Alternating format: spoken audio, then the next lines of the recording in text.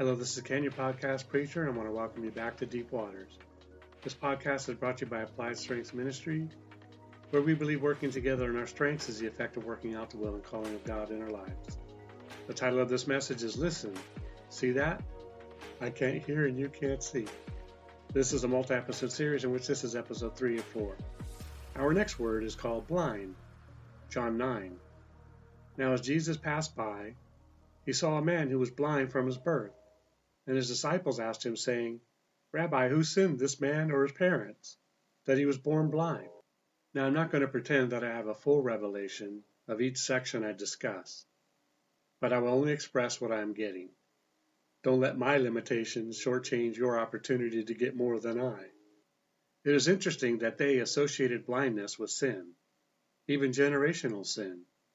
Numbers 14:18. Now, so watch what Jesus says in the next verse.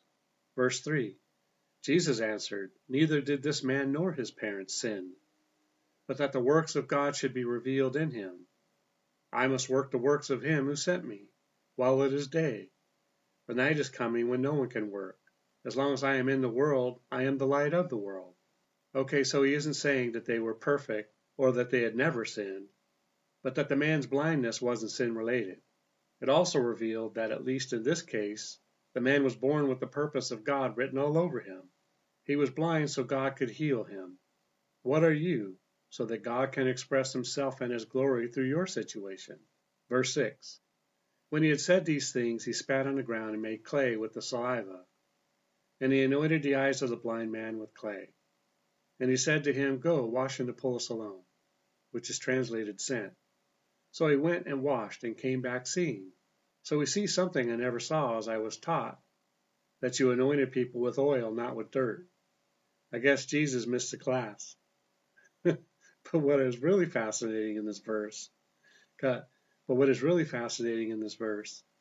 as it is not a model for how Jesus healed all of the time, but in this verse it is interesting that he used the product of mankind to restore mankind.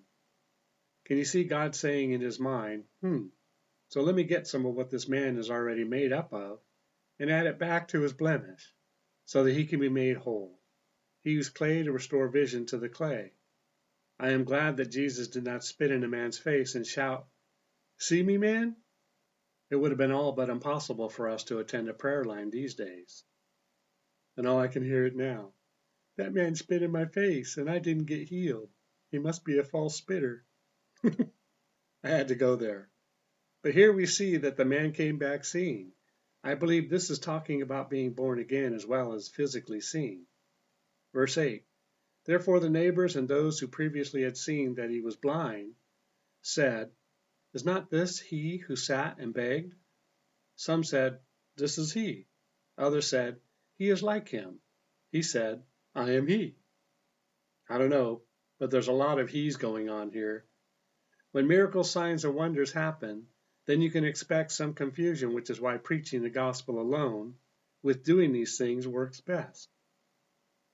I mean, you don't want to raise someone from the dead and leave it to that man to explain how or why it happened. I have seen zombie movies, and it doesn't end well for those who come back.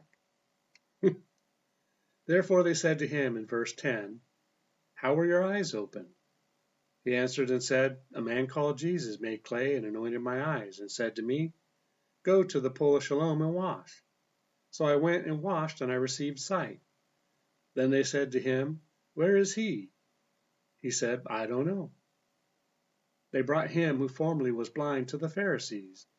Now it was a Sabbath when Jesus made the clay and opened his eyes. Then the Pharisees also asked him again how he had received his sight. He said to them, He put clay on my eyes, and I washed, and I see. Notice how each successive testimony is getting shorter and shorter, at least when the man can tell that they are in disbelief. Maybe it's just his patience as well. Verse 16, Therefore some of the Pharisees said, This man is not from God, because he does not keep the Sabbath. This is how silly religion is. A miracle has happened, and the best that they can come up with is to try to explain it away by saying he is not from God because he healed a man on the Sabbath. Who told them he was from God?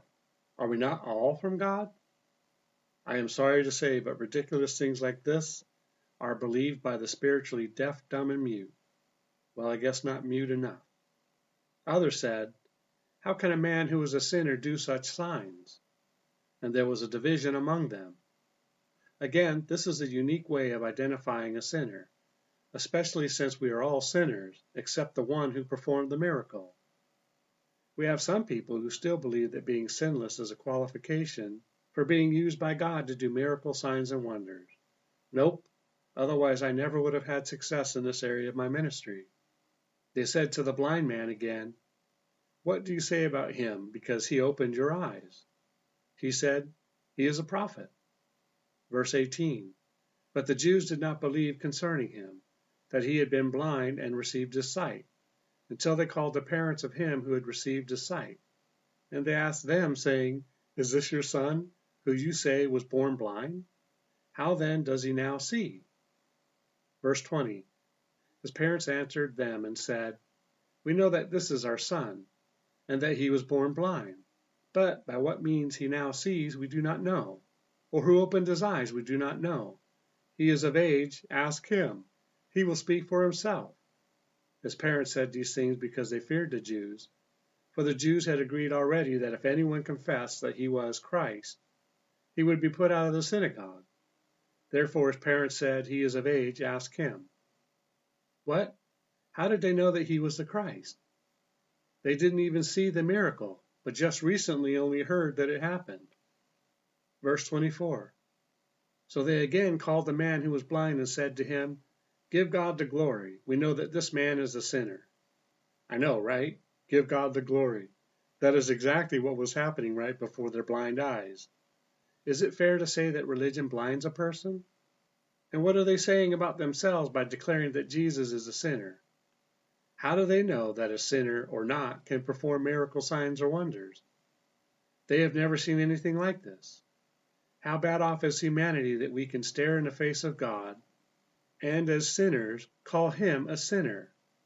Never forget that we are made in his image and it's not the other way around. Another thing that's pretty interesting here is that they themselves, although they accuse Jesus of being a sinner and therefore couldn't do a miracle because he is, did not do any miracles themselves.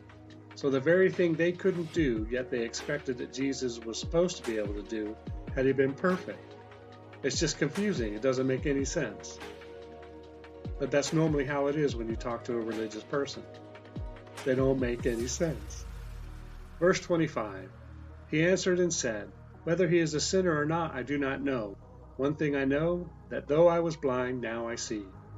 Shorter and shorter, maybe the man was trying to find the easiest way to explain it to these blind fellows.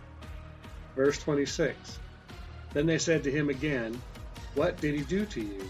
How did he open your eyes? He answered them, I told you already, and you did not listen. Why do you want to hear it again? Do you also want to become his disciples?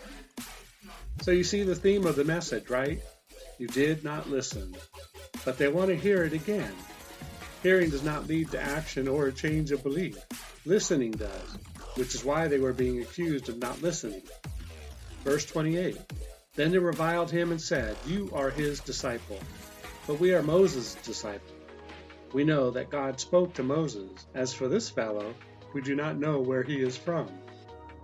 Finally, they spoke the truth. Well, that's it for today. Remember, it's not what you find wrong or disagree with regarding these messages, but what you can take away from it. Together we can do more to impact the kingdom than if we work alone. Let's flip the script and kill, steal, and destroy the works of the enemy and create space for the light of lights to shine through into people's lives. Plant a seed and click on the like and subscribe button. Let's build this ministry together. Thanks, and see you next time in Deep Waters.